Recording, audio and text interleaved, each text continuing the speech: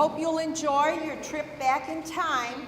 It will be different from last time. We have some same speakers, but they all are working on new topics. The advisory board, that's Dave Berth, Ingrid Koszelski, Joan Piasecki, Elaine Pinter, Marianne Pasakowski, Dave Wingenfold, and I are still continuing to collect photos and verbal histories for the book that we hope to print for our anniversary year of the history of Valley View. Don't be afraid if it's just a verbal story you want to enter, because we will record it or write it down so that we can put it into our booklet. As you're taking your seats, you may have seen the film that's been on our screen here. It is running thanks to the work of Earl and Sue Foote. The film is theirs. It shows farming in Valley View during the 1930s and 40s, and also some of the construction of the Cuyahoga Heights school system, which we were very instrumental in forming. Tonight we have invited 4 speakers to guide us through Valley View's richest history. Our first speaker is Dave Wingenfeld. Dave is the owner and operator of a successful farm. He also is our host and manager of the Big Red Barn. Tonight he will be speaking on the early Moravian settlement that was in Valley View. Our second speaker will be Frank Goslin, and he spoke to us last time, but this time he is looking into the earliest history we have on Valley View, starting from its roots in Europe to the early 1900s. He is a retired history teacher, and is one of the most valuable resources that the advisory committee has. We will be having a short intermission after Mr. Goslin, and you can stretch your legs, maybe get a bottle of water. You also may want to wish. We have 2 people who are spending their birthday with us. One is Carol Robinson Patterson, and the other one is Elaine Pinter. And they are both celebrating their birthday with us, which I think is very nice. And when we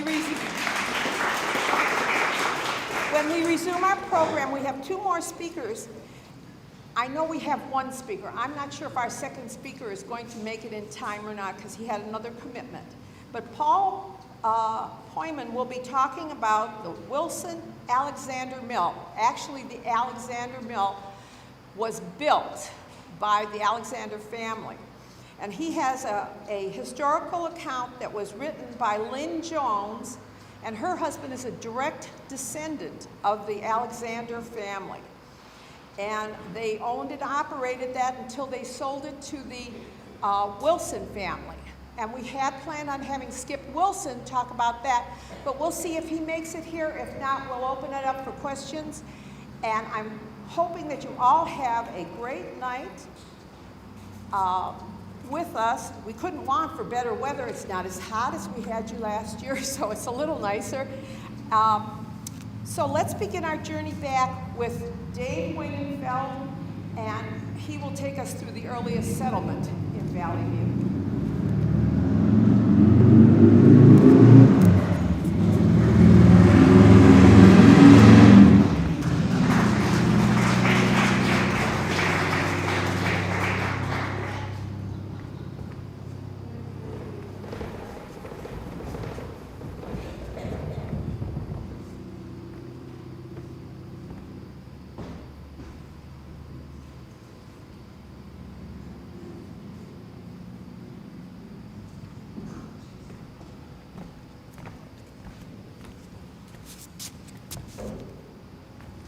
Good evening.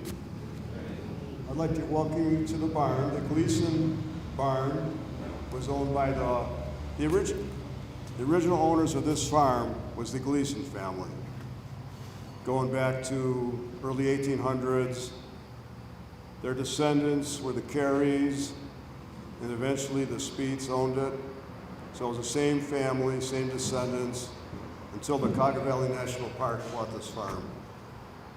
And I'd also like to recognize Earl Foote and Sue Foote.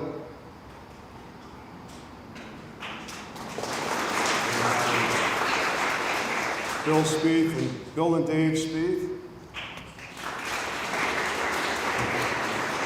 Their uncle was the last operator of this farm. And then there's also Joyce Weesey,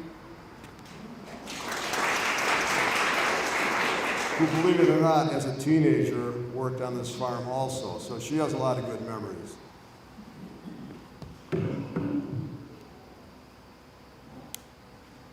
I'm going to be talking about Pilgaroo. Has anybody ever heard of Pilgaroo? A couple people? Okay, how about Schoenbrunn Village? Gnatton-Hutton? So, the first permanent settlement in the Cleveland area was Pilgaroo, and it was located in this area. And it was established by the Moravian missionaries. Now, who are the Moravians? The Moravians are one of the oldest Protestant denominations in the world, and they have a long history of missionary work. They came from Moravia, which was a country in what is now the Czech Republic. The Moravians came to America in 1735, and they settled in Bethlehem, Pennsylvania in 1741. There are 60,000 Moravians still in our country. Missionary work is still their calling, resulting in most of them being in third world countries. And there's probably almost 1 million Moravians in the world. So the Moravians established Gnatton-Hutton in 1781, which is close to New Philadelphia, Dover area. And they converted some of the local Indians to Christianity. And the British and hostile Indians actually captured them and moved them from the area because they wanted that land, and they did not like the converted Christians. They didn't like the Americans. So the next year, they actually massacred 90 of them, the British and their Indian allies. So David Zeisberger and John Heckwelder, who are the two main missionaries, took the remaining converts near Detroit, and they lived up there until 1786. Well, they were told in February of 1786 it was safe to move back to Gnatton-Hutton. So they left Detroit by vessel. They made it to Sandusky Bay, and then they were put ashore, and they continue on by foot in canoes to the mouth of Cuyahoga River. And their aim was to get back to Gnatton-Hutton. It was getting late, spring was passing, it was almost maybe May, and they decided they were following the Indian trails along the Cuyahoga River, and they made it about 10 to 12 miles south of Lake Erie, where they found an old Ottawa settlement. As they had a food shortage, they decided to stop and make a permanent settlement right here in this area. And they found an old field by the river, and they planted corn, potatoes, beans, pumpkins, and turnips. Now, this is the #1 site that they suspect was Pilgaroo, which is, this is Canal Road, the river, Tippett Street Road, and Tippett Street. So, 1, 2, for 2 and 3. There were 3 different spots where people suspect Pilgrim was located. And they built 28 structures on the highland above the river where the Ottawa village was. Most of our information comes from maps and diaries from David Zeisberger and John Heckwalder, but no definite measurements of where it was. In the diaries, they mentioned Tinker's Creek, they mentioned the river. That's where they said it was. So it's in dispute, even to this day, where it was. So getting back to the Pilgrim, 1786 is when they settled here. And later that summer, there were huge pack trains traveling from Pittsburgh to Lake Erie. And they would follow the Indian Trail, and they would go past Pilgrim. And when they did, they would drop off supplies and news of what was going on in the country. David Zeisberger thought they were safe from strife between the U.S. and the hostiles. But in March of 1787, they were informed that the U.S. wanted to build a fort at the mouth of the Kaga River. So acting on past experiences with ill-disciplined frontier soldiers, they decided to leave Pilgrim because they felt the same thing was going to happen. They were going to be chased out or massacred. So in April, they headed west, settling in the Huron River area. Now, one question I have is, why would they convert to Christianity? Because as converts, they paid a high price. They gave up their beliefs, they gave up their traditions. But some people think they did it because they felt protected from the British soldiers, the hostiles, and marauding whites. So our next speaker will be Frank Osler.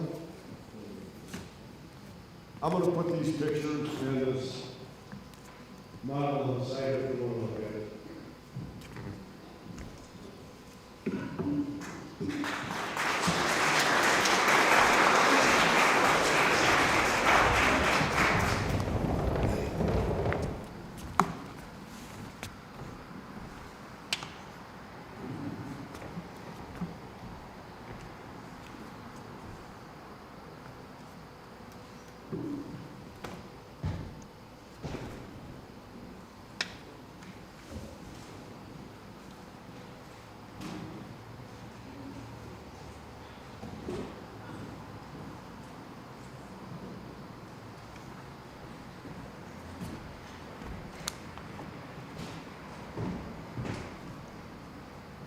Thanks again, Dave. I'm going to follow up with Dave's presentation. And we're going to talk about the early history of this area starting in 1662, and I'm going to talk a little bit more about some of the settlers that came here, the American settlers from the colonies. Just to say a little bit more about myself before I get started.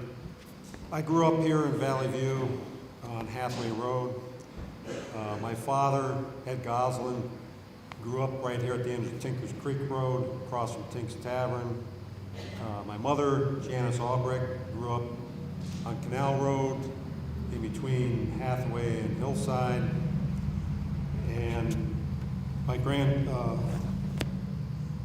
I actually graduated from Cauga Heights in 1971, and I was on the Valley View Fire Department, EMT, during the 1970s. I served 20 years in the Navy and retired in 1996, and then came back to live here in this area. Started to work for Cleveland Public Schools as history teacher in 1998. After completing 20 years in the Navy. I live, since 2007, I live with my lovely wife, Jacqueline, who's here, and on Hathaway today in the family home I grew up in. My sister Jackie is here as well. We were in that home since 1962. I retired from Cleveland Public Schools in 2013. My wife and I have 4 adult children and 10 grandchildren. So just to give you a little bit of knowledge about the church. Okay, let's go to the next photo, please. All right, I'm going to start, we're going to go back to the beginning here. The village of Valley View occupies a tiny section of what the early colonists called unexplored Indian lands. Valley View was part of those Indian lands claimed for France by French missionaries and fur traders. Matter of fact, a fur trading post called the French House was located at Tinkers Creek in the Cauga River, right over here in the early 1700s. And as you can see, this map displays Cauga County and Valley View County in red. Next photo, please. King Charles II is pictured here, son of King Charles I. He returned from exile and became King of England in 1660 after Oliver Cromwell actually had his father executed, Charles I. Okay? Oliver Cromwell actually ruled England as a protectorate from 1653 to 1658 after defeating Charles II's father. Now, Charles II fled to Scotland and became King of Scotland and actually fought Oliver Cromwell's armies as well, but his forces were defeated and he escaped to mainland Europe where he stayed in exile. But after Oliver Cromwell died in 1658, Charles II, pictured here, was invited back to England and took over as King of England. Now, starting in 1660, or 1662, he actually granted a royal grant and signed over to the colony of Connecticut a portion of land called the Western Reserve. Now, in this picture here, this section of land right here, which is called the Western Reserve, this was actually given to the colony of Connecticut by King Charles II. And their intention was to try to sell this area.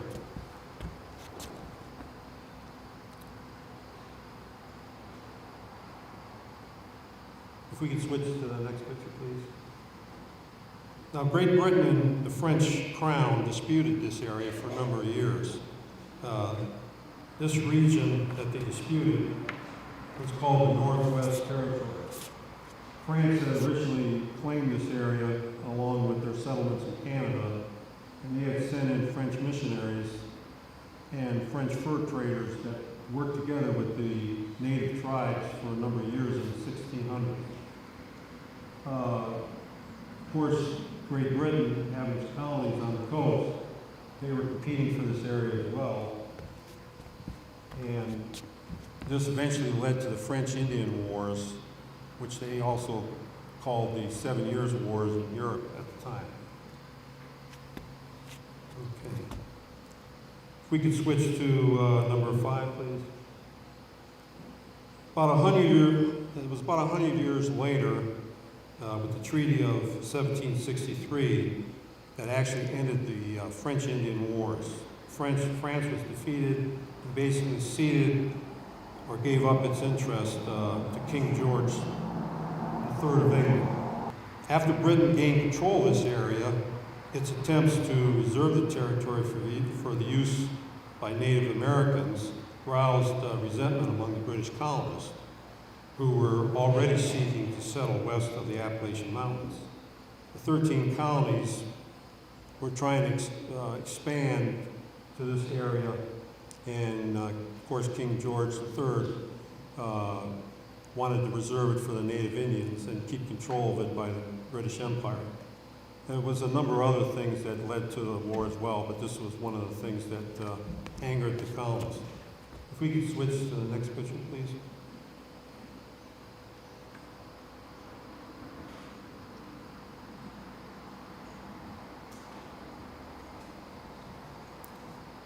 So the Civil War, the American Revolution broke out. In 1776, we declared our independence, and we fought the British, of course.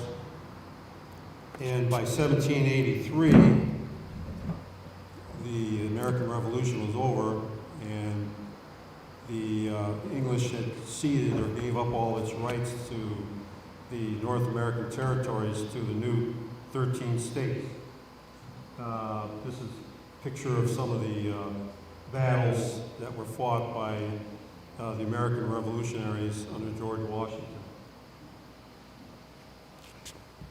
Now, starting in 1783, we can switch to the next photo, please. Yeah, this is similar to the one that was just up there a minute ago. In 1783, when Great Britain gave up its territories and the 13 colonies became 13 states, most of the states or the colonies lost their areas to the federal government, which was part of the Northwest Territory. Connecticut, which had been given this area under a royal grant by King Charles II, they were allowed to keep this area. All right, and so as a result, Connecticut, the state of Connecticut, actually sold this area of land called the Western Reserve to 57 private investors. They paid $1.2 million to the state of Connecticut for this land. And as a result, they set up the Connecticut Land Company in September 5th, 1795. This area that they had bought was a total of 3 million acres. So they were planning on sending surveyors in, dividing it up, and selling it to settlers, American settlers, after 1795. All right. In 1796, a year later, a party of 52 persons, including surveyors, boatsmen, astronomers, commissary, and physicians, led by Moses Cleveland, agent for the Connecticut Land Company that these 57 men and investors had formed, started out for the Western Reserve. This was mainly to divide the area into townships, each 5 miles square. Okay, so Moses Cleveland arrived there in Cleveland, at the mouth of the Cotton River, and they basically were going to divide this entire area east of the Cotton River into 5 mile square township. They couldn't actually survey the western areas west of the Cotton River because these areas are still claimed by Indians. The earlier treaty, the Indians in this eastern area gave up their rights in the earlier treaty a few years earlier. We can switch to the next one, please. Here's the picture of Moses Cleveland. This one is picture of 1885. Next picture, please. Now this particular map, dated 1796, actually shows the areas east of the Cuyahoga River, and these squares are all 5 mile squares of different townships.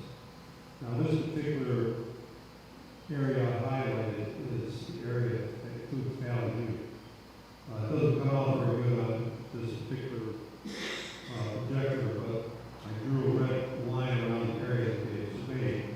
This area right here hadn't been surveyed yet due to the Indian claims, but this square box would become 2 years later the Independence Township in 1798. Okay?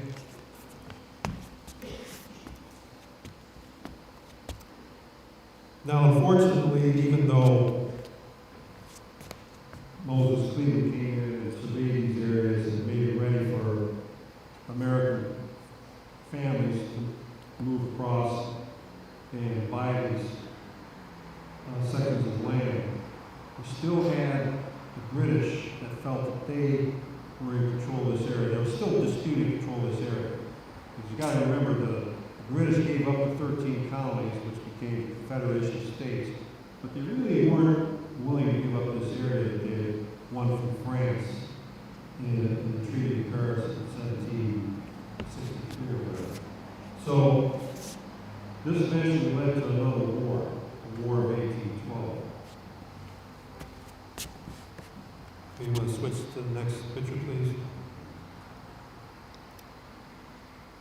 Oh, I think we went too far. Okay. No, okay, that's the correct one. Well, I'm getting ahead of myself here. Before that war actually broke out again with Britain, we see some of the earliest families start to settle this area. Actually, after the 1800s, starting around 1810, 1812.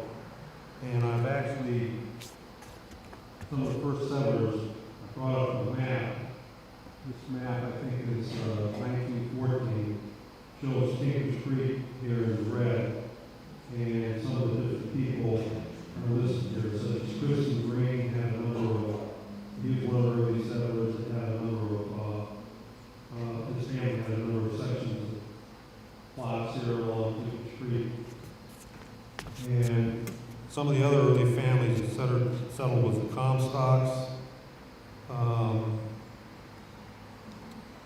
the Christian Greens, as mentioned earlier, Samuel Wood, Lewis Johnson, all settled in these areas.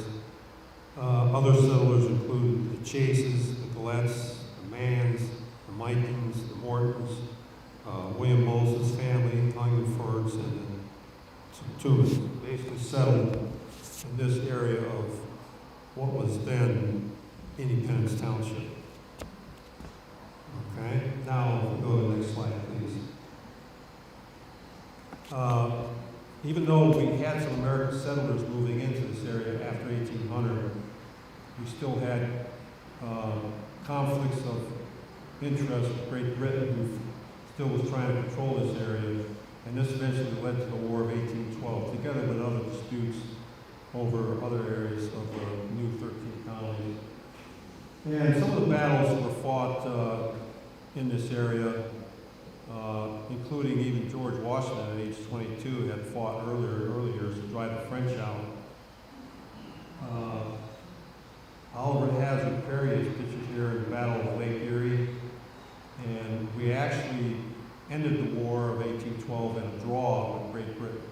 Neither side actually won, but after the War of 1812, the British pulled out all their people from the Northwest Territory, including the Western Reserve and Ohio areas, and at that time it was finally secured for American settlers. So go to the next picture, please. Matter of fact, there's some record of some of the early settlers that did come after 1800 and actually fought for the Americans on the American side in the 1812 war with Great Britain. Now here, starting around 1860, I'm showing the Hathaway Road, Schreiber Road area, and I want to talk a little bit about some of the early families that came to this area. In 1816, Zephaniah Hathaway and his wife Silence, who came from Vermont, settled on Turney Road at Hathaway. Hathaway Road was named after Zephaniah Hathaway. Zephaniah died at age 93 in 1860 and was buried in the Village Hillside Cemetery right up above. Another family, early settlers, was Yeaman Campbell from Connecticut. He cleared 50 acres of land and built a cabin on Hathaway Road near the old Jesse Gillette Lang house, which is right across from Eve Avenue. His family members were also buried in Village Hillside Cemetery. And his family later built a house further down on Hathaway as well. You can see here, this is the other part of Hathaway. You see the Hathaway family. Here you see across Eve Avenue is the native family. We probably cleared most of this area here. We talk about 150 acres of land. That's probably what they cleared. Some of the other early settlers you see in this area is Walters in this area. Red Corn, now we see Edgar, the Edmund farm, or Edmund farm, he had land there as well. We see the Gleasons had a certain area of land. And then moving on to Shriver Road, you see the Shriver family as well. We have also in this area the Kellogg's, the Edgars, as mentioned earlier, Walters. Now up on Shriver we had the Edwin Shriver, settled and farmed the land on Shriver Road, which they named the road after the Shriver family. The Boning family settled, farmed this area as well. Here we can see the Boning family, all Shriver. Okay. So we see some of the earliest people that settled the central part of the valley here. Can we switch to photo 13, please?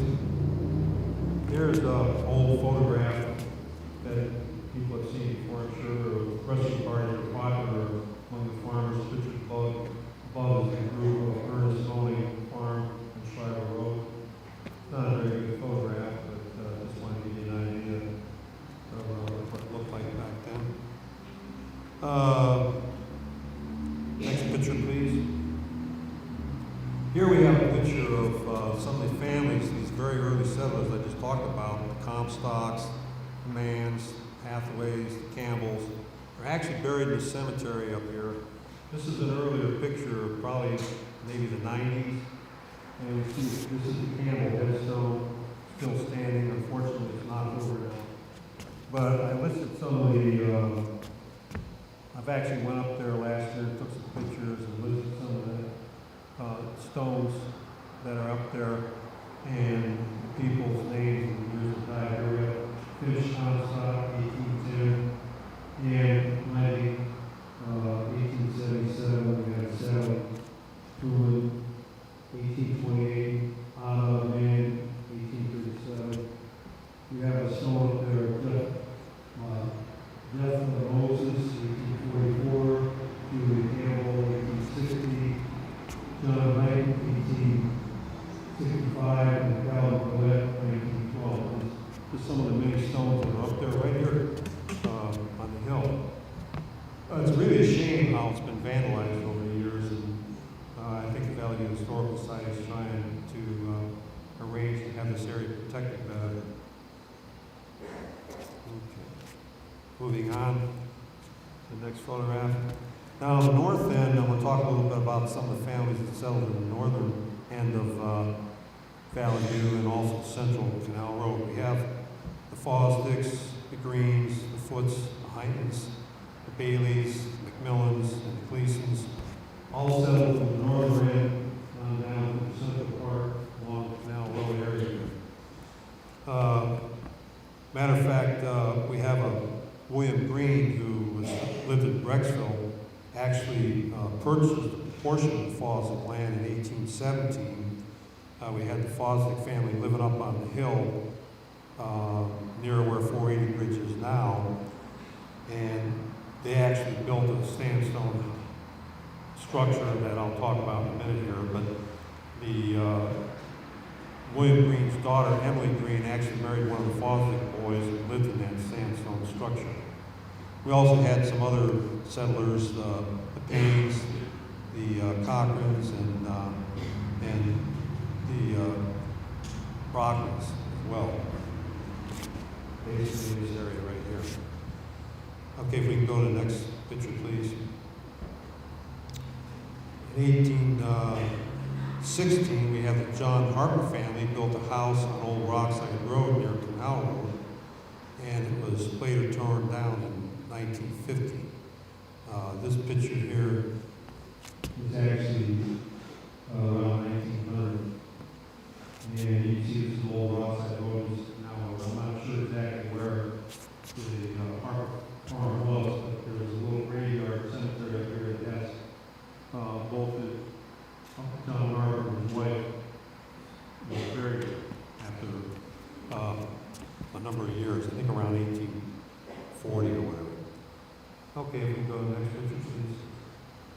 Now in 1826, we had Stephen Freese built a brick house near Sagamore Creek on Canal Road, and he started farming the surrounding land. Of course, that's down at the very end of the village here in South.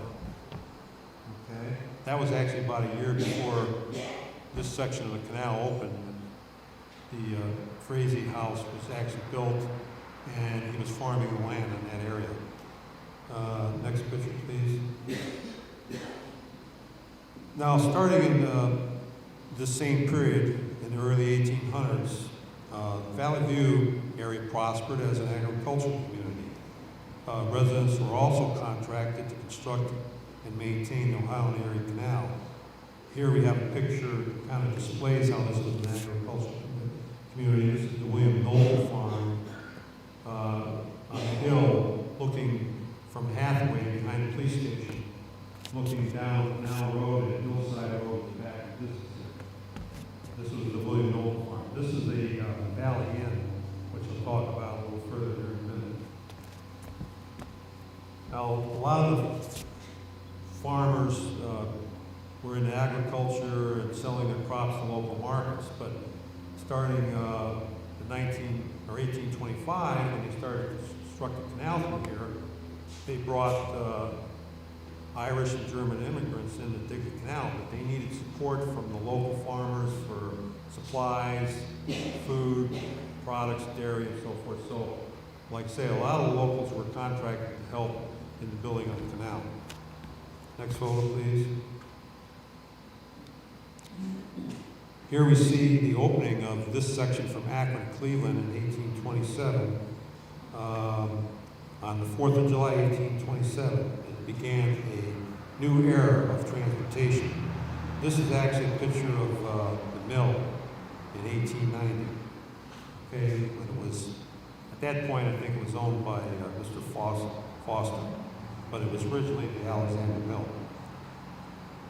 Okay, if we go to the next picture, please. In 1836, William Knapp built a house on Canal Road across from Hillside Road.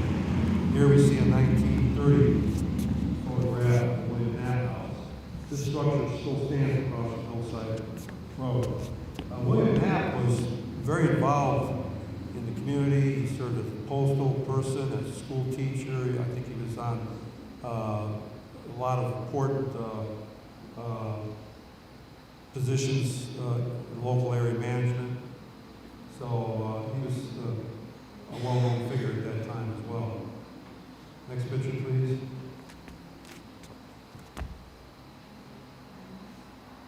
Here we see a picture of the Alexander Brothers mill that they built. Starting sometime after 1840, the Alexander Brothers, who lived up on Dunham Road, they constructed a sawmill down here in Sagamore Creek and started to log out the area and use the timbers and saw them up to construct a mill that at Alexander and Canal. And this is a 1915 picture, I believe, of the mill. Next picture, please. After 1850, canal use and maintenance declined as railroad mileage increased. Here we see an 1887 picture of the Valley Railroad train shown. It was around 1880 that the Valley Rail line came into service. So this started to make it a lot easier for goods and services to be transported. Because keep in mind, during the winter, the canal was froze and most transportation had to stop on the canal in the winter. So this was a big improvement starting around 1880. Okay, next picture, please.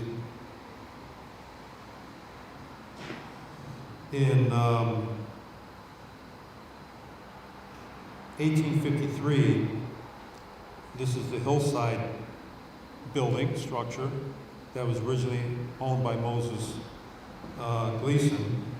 Well, a relative, Isaac Gleason, inherited the building, and in 1853 the size was doubled, okay, from what it originally was. This is an 1898 photo. As you can see, this was the original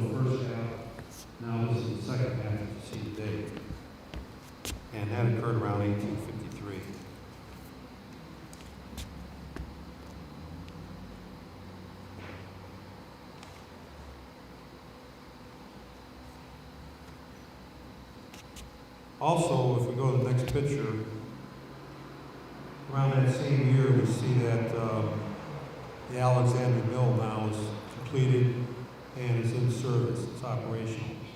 It was later sold, roughly around 25 years later, to Mr. Foster, and its name remained the Alexander Mill. But then 25 years after that, around the turn of the century, it was sold to a Thomas Wilson Sr., which of course changed its name to the Wilson's Feed Mill. Next picture, please. Well, that was, by the way, that picture, last picture, was a 1915 photo. Here we see in 1854, a year later, the house here on the corner of Tinkers Creek Canal, and it was referred to as the Edmund Gleason House. Gleason family was on record as being the first people to live in the new structure. And it later became the Carey home when one of the Gleason girls married a Carey boy. Okay. There is some early records that indicate that the home was actually built by Sally Fisher, even though its first residence was at Edmund Gleason in 1854. Okay, so this picture is actually 1854. Next picture, please. Sometime around 1869, you see the Campbell family that lived down by the Lang family area. They actually built a home across from the town hall, just down a little ways. It still stands today. The Campbell House, okay? Next picture, please. Around 1872, Ohio transferred ownership of 3 miles of the canal, starting at the terminus in the city of Cleveland. And this section further south of that 3-mile section that runs south through Valley View was maintained for industrial use of its water. Of course, you know, for years the water from the canal was feeding steel mills. So this section became basically a recreational area and became the early beginnings of the Cauga Valley National Recreation Area. Okay, here you see, this is mile lock 11 down by where the boathouse used to be. You see a couple people leisurely going on the canal. Here is the old boathouse shown behind. So this is 11 Mile Walk down there behind the boathouse. My light's fading, so it's getting a little harder to read, so bear with me.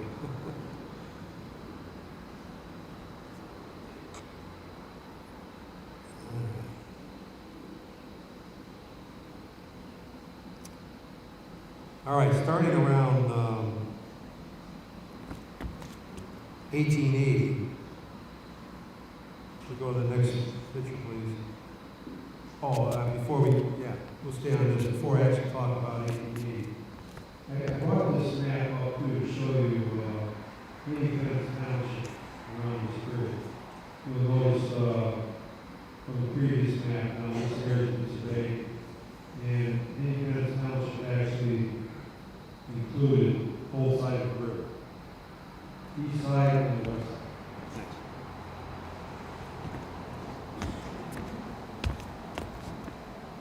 Next. This map here is actually 1874, I believe. Okay. Now, if we go to the next picture, please. All right.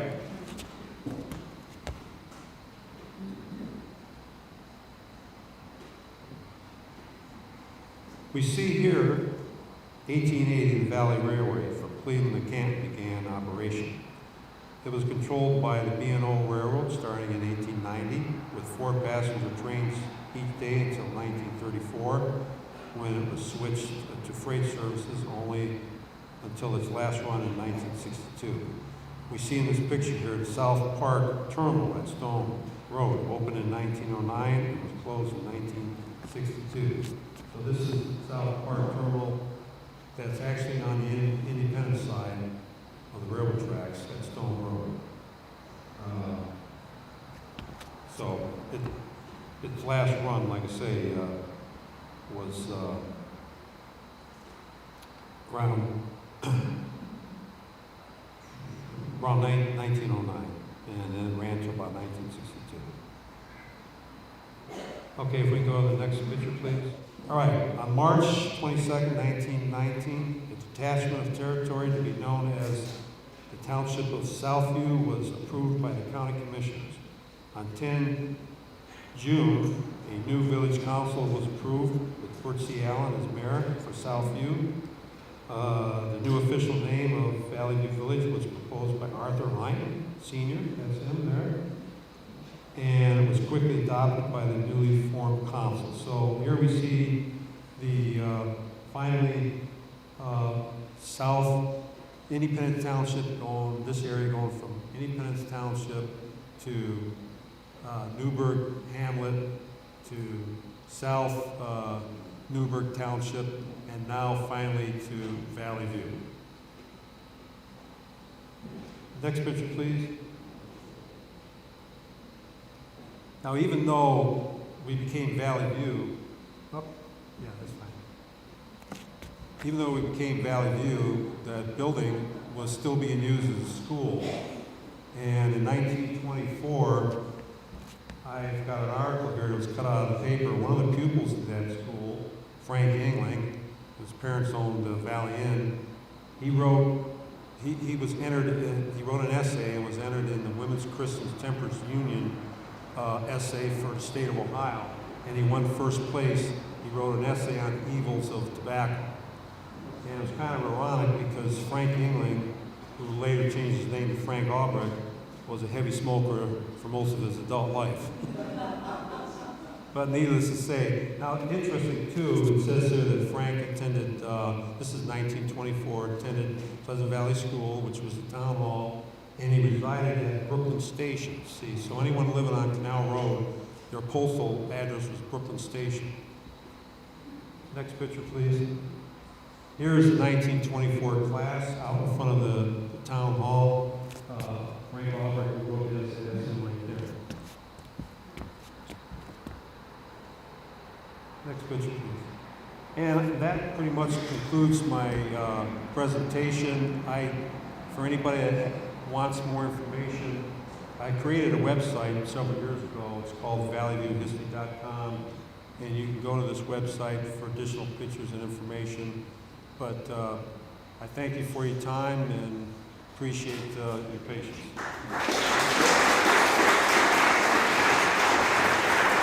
Does anybody have any questions before the break? Then, if not, we'll take a break. Thank you. These are from Lynn. She wants them to be compliments of the Bedford Historical Society, which she and I both represent, and neighbors to the Valley View Historical Society.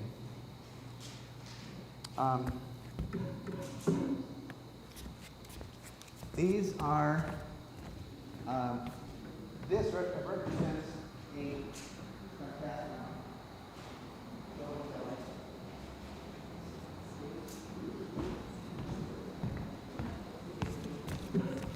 these represent a checklist which you would, any householder, housewife, or anyone who does laundry well over 100 years ago, they would follow. And note that as you read this, you'll see, wait a minute, that's not spelled right. Well, this is original spelling of the period, real frontier spelling. Well, anyway, the Alexander Mill was built sometime in maybe around 1853, but it was fully up and running by 1855. It was built by Andrew Alexander and his brother Robert. Andrew bought out his brother in 1860 for $3,000. Now, I looked it up, and apparently $3,000 in 1860 is worth about $88,000 in 2016. So roughly 30 times. This is the Alexander Mill is on lock, what we know as Lock 37 on the Ohio and Erie Canal. Now it was a very important, as the canal was, and all these little mills along the way and stops and so forth, very important to local industry, agriculture being a big part of that. Because you could take goods now from, as was mentioned, it went from Cleveland to the Ohio River, but it also went from Cleveland to all the way across New York State. So you had huge economic advantages moving goods and so forth, and people, freight and so forth. A typical canal boat would have a payload of maybe 80 tons. So you can just imagine corn, wheat, rum, people, lots of different lumber to build things. The previous speaker mentioned the building of a house somewhere, and a sawmill. And so some of the logs from that sawmill built, as I understand it from Lynn, built a house that Arthur Alexander lived in while he owned the mill. Now, he was not a miller, he was a businessman. And he would hire millers who would actually run his mill for him. And one of them was a Mr. Foster, later on, who actually became the owner of the mill. I think it was in the mid-1890s. And Mr. Foster owned the mill for a few years, and in 1900, 1901, something like that, it was sold to Tom Wilson family, and we'll hear more about from that point on from Skip. Now, at the lock here, just down the canal, short distance, and the mill, we can say hello to all you canalers and hoggies. If you know what those terms mean, anybody?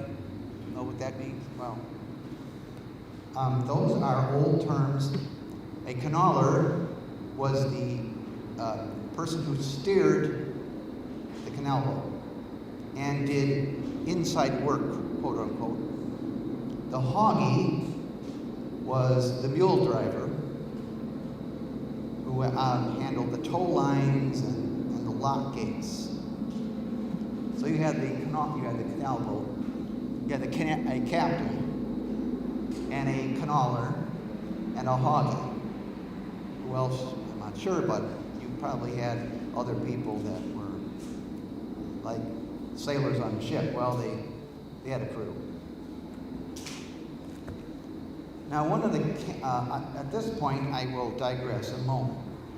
One of the old captains of these canal boats, not sure if he was from around here, but his name was Pearl Nye, N-Y-E. And he was one of these people that, not just a canal boat captain, he was born in 1872. And he had a family boat docked at Chillicothe, so that's south of here. So he's probably not really from around here, but he was also a musician and a songwriter. He wrote dozens of old canal songs. Because you're sailing down the canal, and the speed limit was 4 miles an hour. So you had lots of time on your hands, and he spent the time composing canal songs. And here's one. This is one of his personal favorites. There are 80 verses to this. But we're not going to sing all. But this is kind of how it would sound. There's a little silver ribbon runs across across the Buckeye State. 'Tis the dearest place of all this earth to me, for upon this placid surface I was born some years ago, and its beauty, grandeur always do I see. And he has several verses, one of which is, Cleveland is the northern end, and Portsmouth is the south, while its side cuts they are many, many palace. These are addressing some friend of his. And where'er we went, we took along our home, sweet home, you know, in those balmy days upon the old canal, etc. 80 verses. Thank you. Anyway, Lynn wanted me to share that with you as just a little bit of a sidelight, because obviously these people, they were human beings like us, and they weren't just wooden figures on a canal boat. They did things other than driving a canal boat. Well, loading and unloading freight and passengers took place at the locks. And Skip might tell you something about the lock too, but if you're not familiar with a lock, of course, locks were what prevented the canal from turning into just an ordinary rapid or something, because it would go up or down in the landscape. So locks enabled the boat to travel up or down depending on the lay of the land.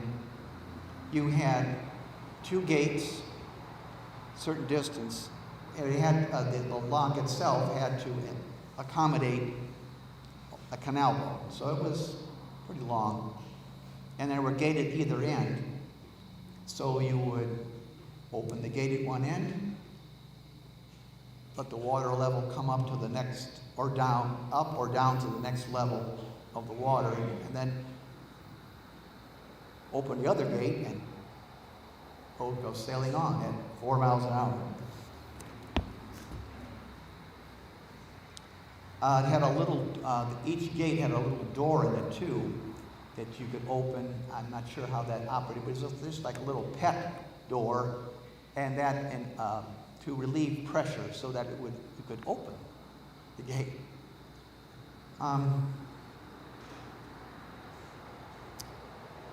Now the Alexander Mill in 1896. Andrews, and this was a year after Andrew, this is the original builder of the mill, died in 1895. His great-nephew, Charles Alexander, brought a load of corn and his 6-year-old daughter, Ethel. Now, jump ahead to 1970. This would make Ethel about 76. Or no, wait a minute, almost 80 years old. Ethel recalled that day, 1970, quote, "The building shook with the rumble of belts and machinery. The miller's cap, beard, and clothes were covered with dust." What the dust actually might have been flour dust or something. But anyway, Ethel described, and unquote, Ethel described, south of the mill was a small grocery saloon. Now, this is another show and tell, which Lynn wanted me to give to Skip for their collection. He has said, yes, we'll hang it up. This is a picture, we'll pass it around, hopefully most of you will be able to see it. It's probably kind of dark. You'll see in that picture, and also there's another, a version of that photograph in the display back here, taken in around 1924. This picture that we're passing around, if you can see it, is a painting done from memory in about 1920 of the mill around the year of 1900, about the time that the Wilson family acquired it. And it shows a small building just behind. The orientation of that picture is you're standing and looking kind of south at the mill and this building. And it does show this building in this photograph back here.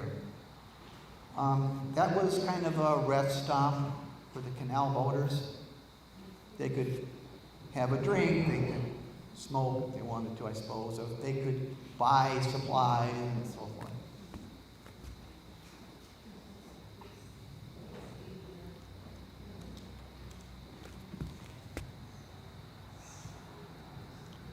Another thing that I have that I will, that the Valley View Historical Society will receive is a business card from a N.W. Bolton, who was one of the millers at the Alexander Mill. This is his business card. You probably can't see it too well, but it's a pretty large card. It's larger than most business cards are today, but he has here N.W. Bolton Miller, A. Alexander and Son Flouring Mills, and Bedford, Ohio, and Independence, Ohio. And this card would date probably from the late 1800s.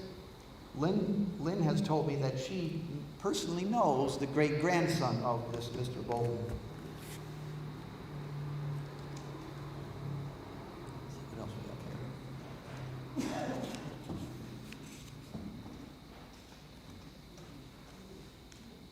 Oh, I should mention too that when Mr. Alexander hired people to be his millers, he also built them a house across from the mill.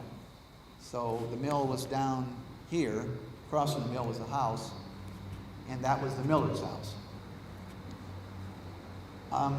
And someone else has told me that even before the Alexander Mill was here, there was a lot of, as you know, already know, as you've heard, there were a lot of farms in this area. So there was a Gleason farm.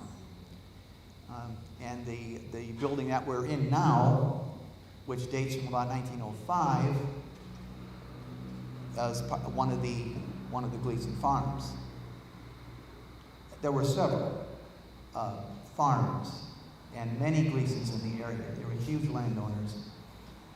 Also, there was a family by the name of Tate, I think, T-A-T-E, and lots of others.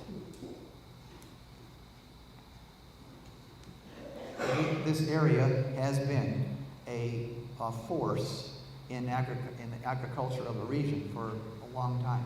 And as you also heard, the canal began about 1827, it was built, and by the 1830s, it was a going concern. But unfortunately, for all that work that was done to dig the canal by hand using horses, oxen, Irishmen and Germans, and whoever else was able to do it, with their shovels and picks and so forth, and to actually do all that work from Cleveland to the Ohio River, pretty much, it didn't really last too long. By the 1850s, the railroads were already cutting into their business, and by the Great Flood of 1913, which pretty much washed out any of the rest of it, and the railroads had already taken over by that time anyway. So we're looking at a period of history which is nostalgic, you could say. But the Wilson feed mill, even though it's not part of the canal industry anymore as such, is, and Skip will take it from about 1900, still a very familiar part of our own experience. Now, the state of Ohio owns the canal land, and it still does.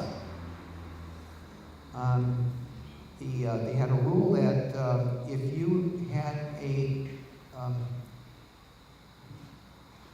build a mill, you leased that land from the state. But later, the Andrew Alexander was allowed to purchase the parcel that he was leasing from the state, so he owned it. And later, the Wilsons owned it. By 1877, the Alexanders had made improvements. Now, Skip's going to talk about different dates, but I know it's sometime in the 1870s. It might have been earlier than that. What used to be a wooden wheel was replaced by 3 vertical turbines. And also the sandstone grinding wheels were replaced by the more efficient roller mills.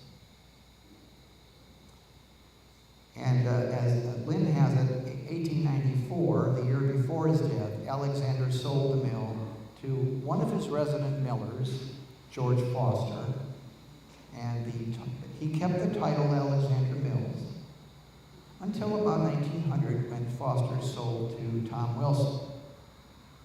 And that's where we will end our presentation. And now Skip Wilson, who is in the family and runs them all, he'll talk about that. He's going to pick it up from here.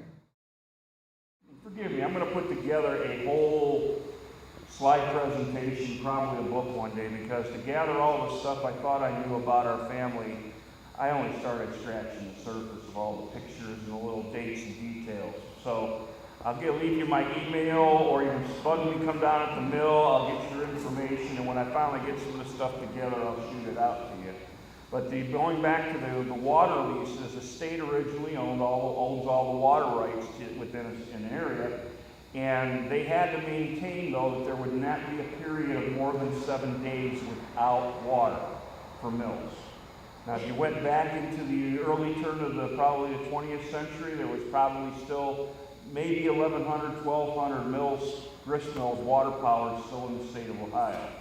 According to the Society for Preservation of Old Mills, that's SPOOM, not Spoon, there's basically a couple dozen, and we don't even use the water. Dad stopped that about 1970. And for those old enough to remember how wonderful the water conditions were, there was a reason why. So let's take a little trip down memory lane.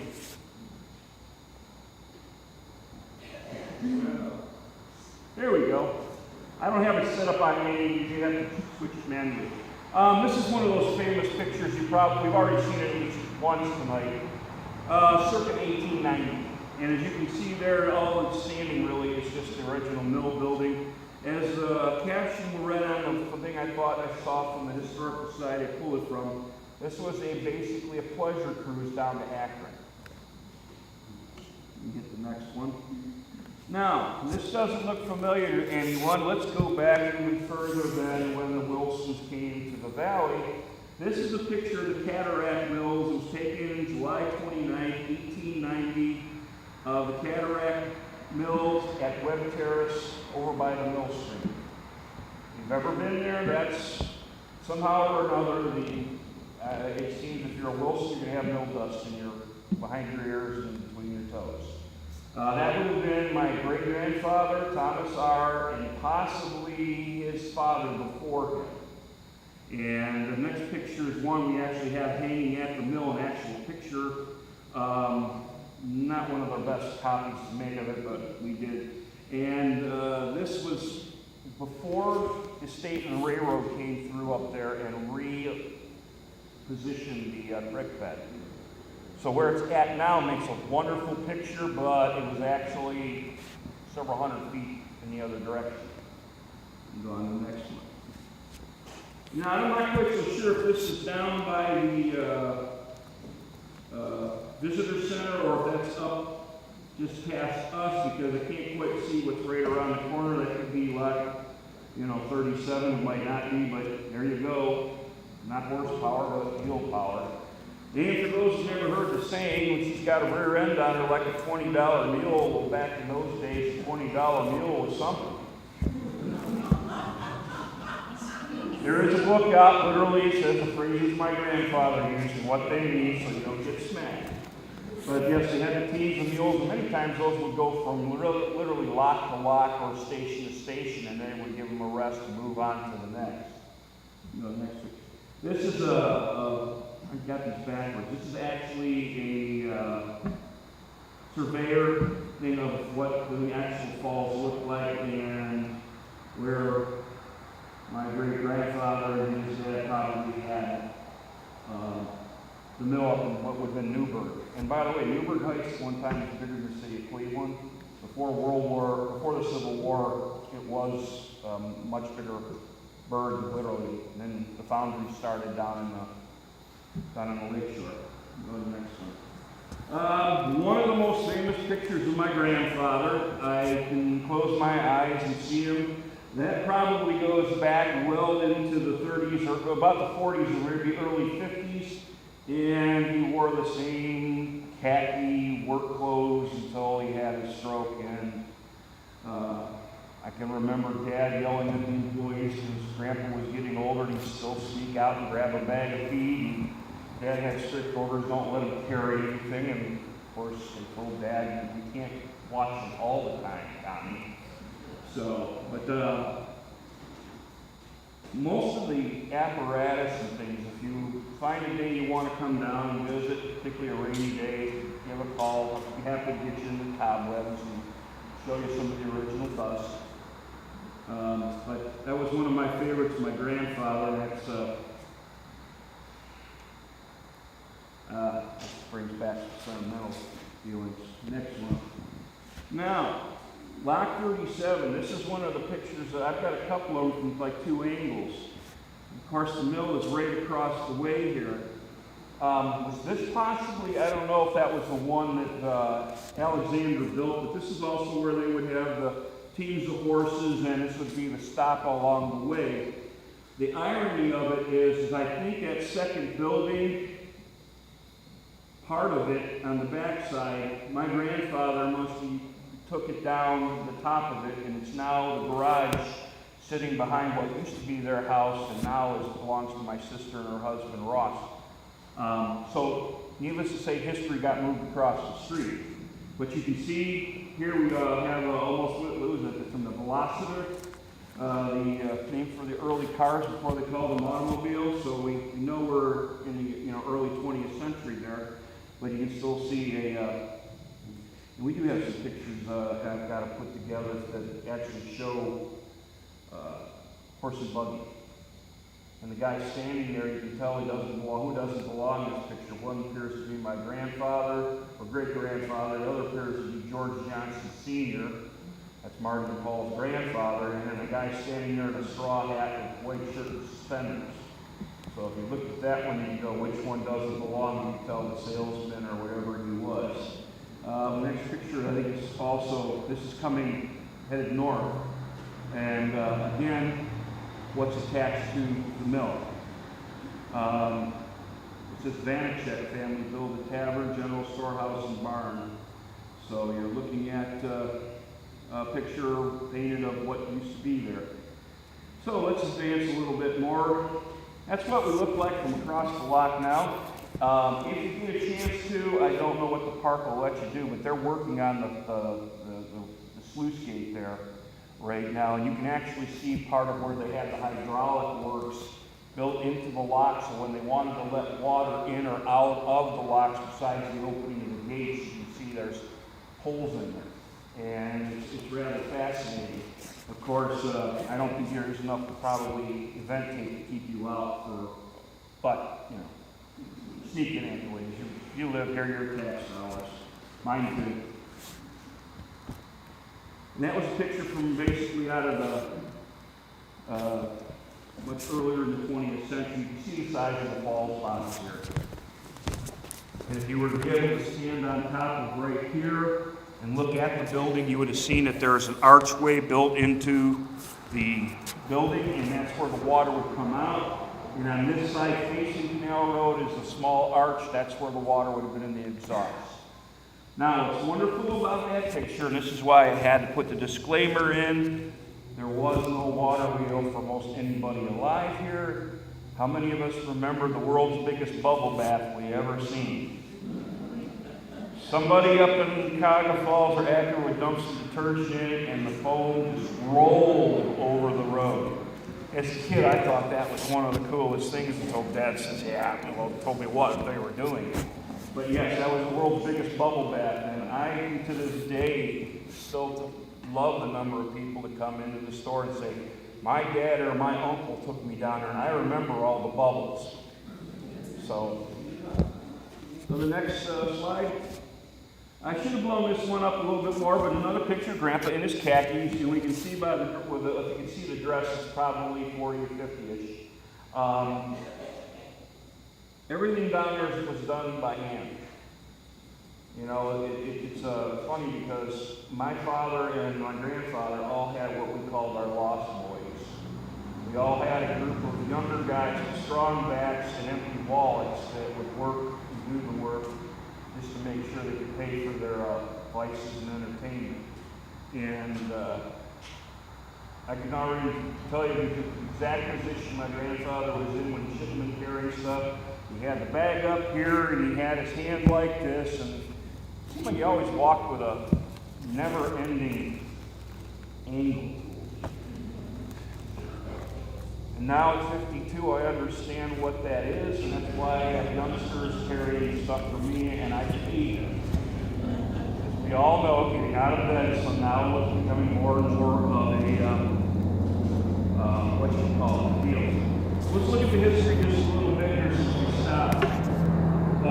This is a picture of Paul's box.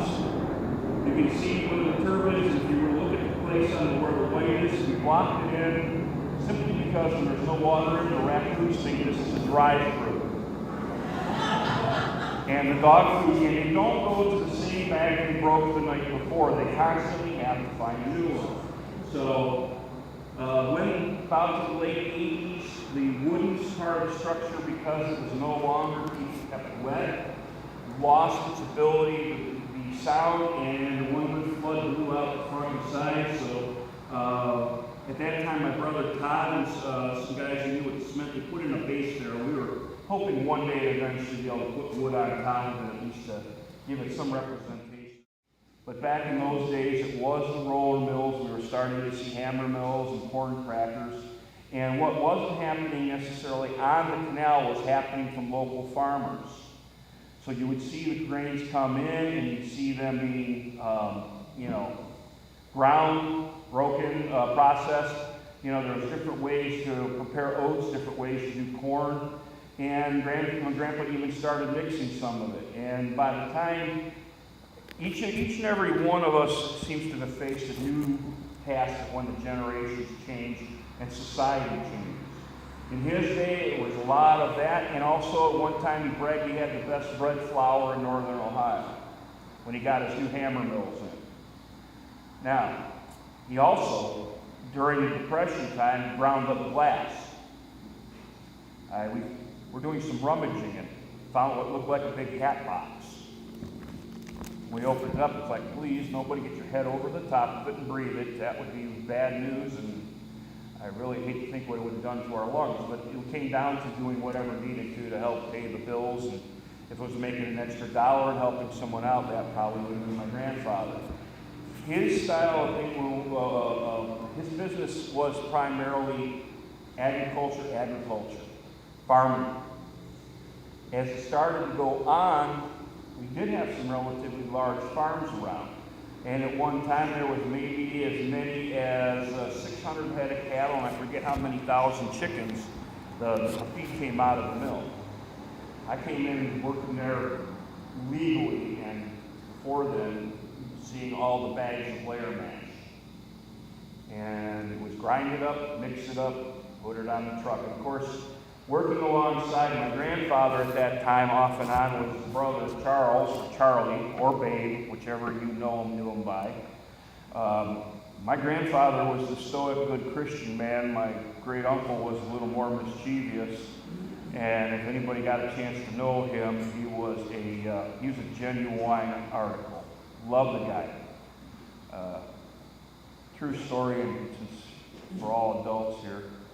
He used to sneak into the mill sometimes, pick up the phone, dial his wife, and breathe heavy on the phone. He was in his 60s, late 60s, when he was doing it.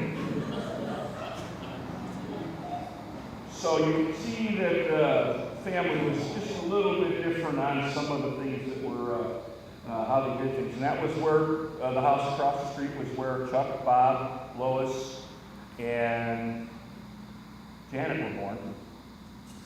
In fact, the place at times that Uncle Charlie would go to work and Aunt Hazel would make sure the boys got hid up in the attic and they didn't go to school. And before the road was moved, when you saw that, used to be a really nice farm up on top of the plateau there. So we'll save the grease pig and other stories for later. So when you see what's left there, Grandpa still used the water power. Dad started using more electricity in the 60s and took one good flood with a lot of silt and a lot of junk in there and said, forget it. And very much like the young lady that wrote the article that you were presenting a little earlier, anybody can remember going in there, the place had its own sway. Because everything inside of it was being used with belts and shafts. So there was always something there that was, you know, the next slide if we could. Most of this stuff is still there, by the way. It's collecting cobwebs, and we are not so sure with our Greenwood Park will have to be moved. But if you could think of how you get electric or power from one place to the next, this was basically backyard physics. Everything was gears and loops and belts and shafts. And I wish I had a picture of it. We actually have some of the wheels that actually have wooden teeth in them. Because the last thing you wanted to do was probably then get a piece of 8-foot shaft. It'd be easier just to insert a new tooth when it chipped off when everything seized. The next one. A little more of a close-up. And yes, it's still just about that dusty. Yes, you get a truckload of shell corn in. There is hill dust on everybody and everything. So if you come in and want to buy a bird feeder and it's dusty, no, it's not been there since Hector was a pup. You just got corn in and haven't had a chance to run a rag on everything. Now, to get grain up into the top of the elevator, originally it was probably water power. This would have been an indoor leg, grain leg or an elevator. That's basically nothing more than a canvas belt with scoops on it. And grain is dumped into an auger outside the parking lot, and you run it up through the grain leg and then through a series of tubes or shafts or wooden boxes. It goes to whatever bin we want it to. Again, another good picture of all this. I wish you knew what it was all attached to at one time. Because as most of us realize, when we had a chance to ask questions, write it all down, we didn't because we were young. And, you know, to walk through there when I made the park guys up there and some of the people from these historical sites, they actually drooled over themselves to see. In fact, one of them even was looking at the window glass and knew all about how the window glass and what period it was. I'm amazed that, I walk in there 6 days a week and I love it, but, it's so part of the job. I'm not going around looking to see, ooh, that hinge up there, I love seeing it. But most of that workings are still there. There's a couple in the basement. We still have some of the crackers and grinders that we used to use. And most of that has gone the way of the dinosaur only because there's no real demand for that type of product anymore, and it's easier for us, in most cases, to buy it already pre-mixed. Go on to the next. The back room, I should have ballooned this one up a little bit more. I was in a hurry. Each of those are steel bins we put grain in. We mixed a lot of our own bird seed before it became too big for us. The truck would show up and dump it in that same grain leg up to that silver set of tubes or rectangular things you see in the parking lot on the south side of the mill. That goes up and it's positioned out into the bins. And some things there are still done manually. We take that big steel cart, which probably weighs a third of a ton, and we put another 300 or 400 pounds of grain in it, and push it up to a couple of mixers that are now about 70 years old and still makes their daily. Dad got to looking at how things were changing because coming out of the Army in the late 50s, and then he and Grandpa made a transition, I heard rather roughly during the 60s. He started to see that it wasn't going to be just grinding, it was going to be more of the other things that civilization is getting a lot closer. You know, we can look at this village and realize exactly how wild it was not too long ago. You know, you were a long ways from Cleveland.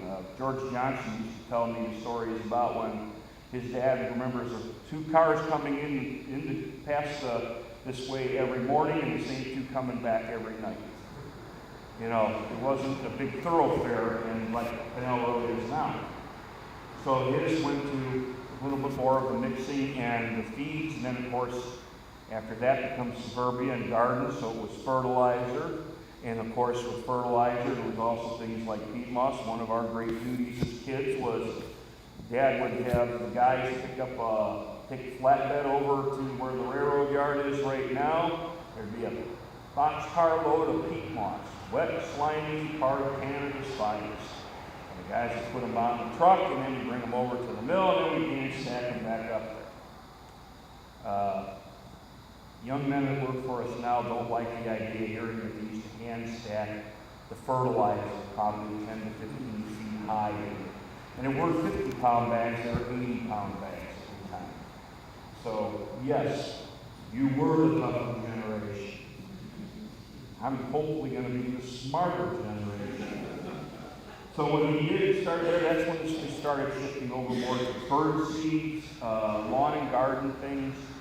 And now, and pet foods, for a long time were a big stay until every Walmart, Kmart, Target, Marks, Petco, Pet Supplies Plus, PetSmart, and all the rest of them started carrying it. But I still do have a good product if you want to feed your pooch. Good stuff. You just gotta know how to read the label, and we'll be happy to help you. That was an unabashedly ashamed plug. And we do have the best bird seed out there. That was the last of my, stop it up there, Dave, I got one last. This is part of the transition, I pulled it out of there. It's actually an encyclopedia of Cleveland history. There's a Wilson feed mill originally built and operated as a grist mill by Andrew and Robert Alexander in 1855, following the construction of Highland Canal in 1827. The grain and feed industry in the Western Reserve grew exponentially, able to be more easily ship their products along the canal, and canal grist mill owners like the Alexanders had access to larger markets for the product. The mill was built in present-day Valley View, Block 37, and the rest. So that's really your dates, the main dates. It did shift around. It was late 1900 when they actually signed the papers, but for all intents and purposes, it's been in the family since 1901. So if you think about that, my great-grandfather is generation 1, grandpa 2, dad 3, me and my family's siblings 4, and our kids are 5. So it's been a family thing around here, just like all the other names you hear in our wonderful history. Just one little thing to share, so you, the family members of our community, the National Park Service was given the land and water rights by the state some years ago.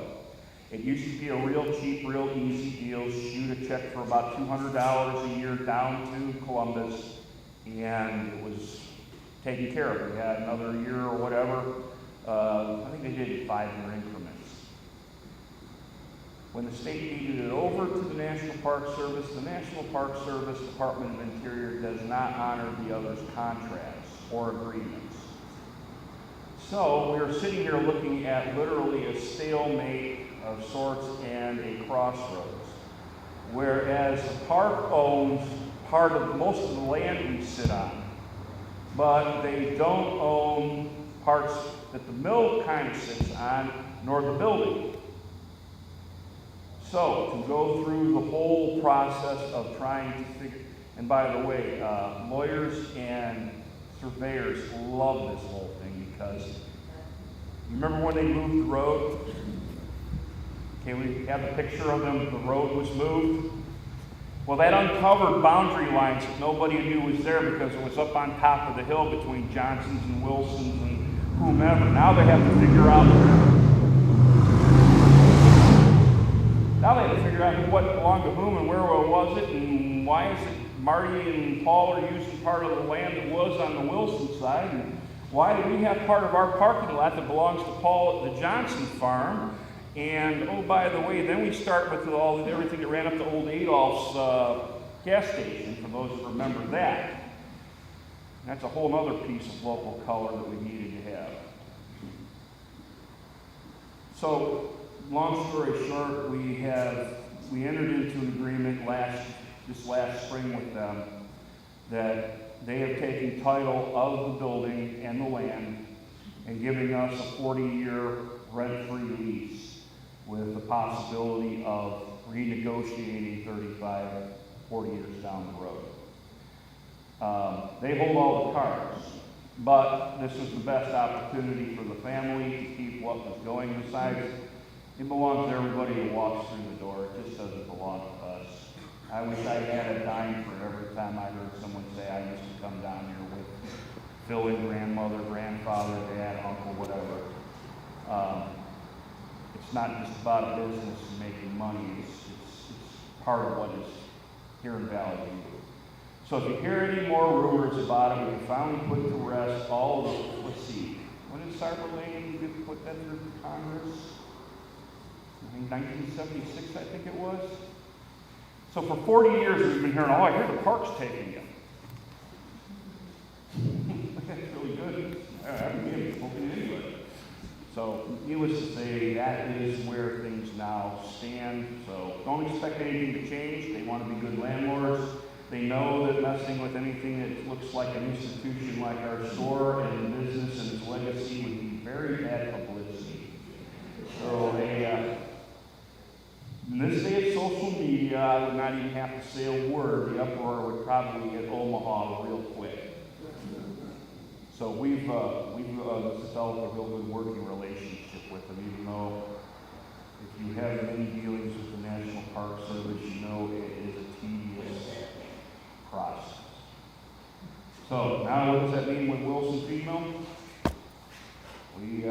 We actually did something we haven't done in a long time. My sisters decided they want to open up until 7 on Wednesdays. Open at night? What? That's never happened. This must be a sign of the apocalypse. And Grandpa wanted to make sure he had his day off. Dad did too. They want to open up for a little bit on Sundays just to make sure we surprise a number of folks that can't make it. Still drive by and don't know what it is. So, that's just a little bit of what the history has gone to, how we've transitioned. It seems like next generation of Wilsons will have to figure out what the market works for them and how things will work out. If I can answer any questions, you can quiz me here or take me aside.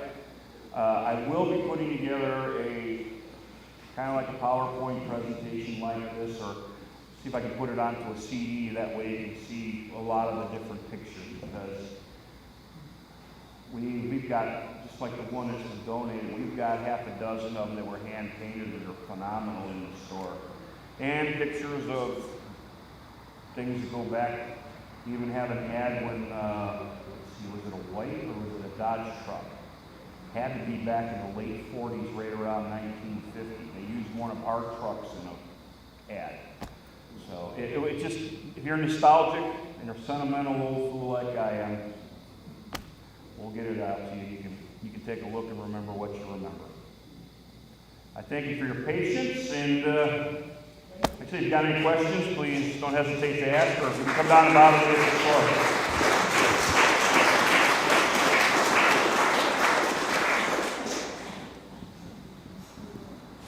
No mic drop.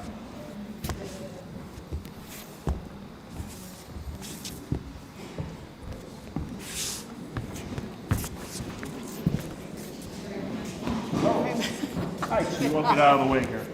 I just wanted to thank you all for coming. We definitely want to thank all of our speakers. They did a wonderful job for us tonight. I think we all learned a little bit about history. We all know these little pieces of histories and those little pieces of histories, but these folks tie it all together for us. We hope to continue this, and it'll be, the next time will be our 3rd annual Red Barn event. So please be very careful walking out. If you need a water, you can take them on your way out, and have a safe trip home. And thank you so much for coming. We really appreciate it.